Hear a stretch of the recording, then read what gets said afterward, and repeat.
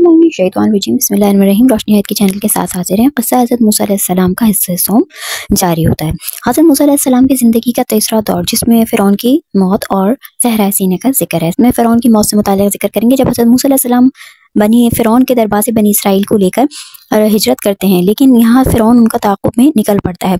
हज़रत मूसा अलैहिस्सलाम बनी इसराइल को लेकर जब आगे चलते हैं तो आगे समंदर यानी दरियाए नील, और पीछे जो होता है वो फ़िरौन की फ़ौज, और फ़िरौन उनको मारने के दर पे होता है। ऐसी हालत में अल्लाह ताला से मूसा अलैहिस्सलाम दुआ करते हैं कि हज़रत मूसा अलैहिस्सलाम ने फरमाया, मेरे साथ मेरा रब इंशाअल्लाह है, वो जल्दी हमें कोई ना कोई रास्ता दिखाएगा। अब जब मूसा अलैहिस्सलाम को अल्लाह ताला हुक्म देते हैं कि वो अपनी लाठी को समंदर पे मारें, जैसे ही वो अपनी लाठी असा जो उनका हमने बताया उसको समंदर पे मारते हैं तो वो दो हिस्सों में तकसीम हो जाता है। कहीं पर समंदर, कहीं पर दरियाए नील का जिक्र है, ज़्यादातर दरियाए नील का है।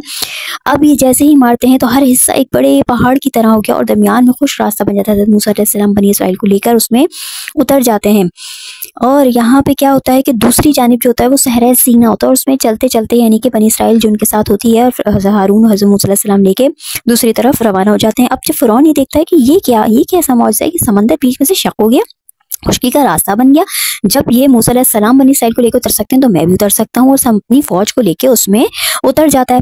अल्लाह का करना क्या होता है कि हज़रत मूसा हज़रत हारून अलैहिस्सलाम और बनी इसराइल दूसरी तरफ जैसे ही सहरा सीना पहुंचते हैं, अल्लाह हुक्म देता है दोनों समंदरों के दोनों हिस्सों को कि वापस मिल जाए, तो दोनों से वापस मिल जाते हैं। फ़िरौन की तमाम कौम उसमें गर्क हो जाती है, और साथ ही फ़िरौन गर्क हो जाता है। और जब अपनी मौत उसको सामने नजर आती है तो उस वक्त ये कहता है कि मैं ईमान लाता हूँ बनी इसराइल के माबूद यानी अल्लाह के सिवा कोई माबूद नहीं। मैं फर्माबरदारों में से अल्लाह ने फरमाया, उसी अल्लाह उसे जवाब देता है कि तू अब ईमान लाता, हालांकि इससे पहले तो सरकशी करता था। फ़िरौन का ईमान लाना कबूल नहीं किया गया। मौत के वक्त ईमान लाना अल्लाह के यहाँ काबिल कबूल नहीं है। अल्लाह ने फ़िरौन की लाश को महफूज करके आइंदा सालों के लिए इबरत बना दिया। इसकी लाश आज भी मिस्र खाने में मौजूद है, तमाम लोगों के लिए मैसेज है।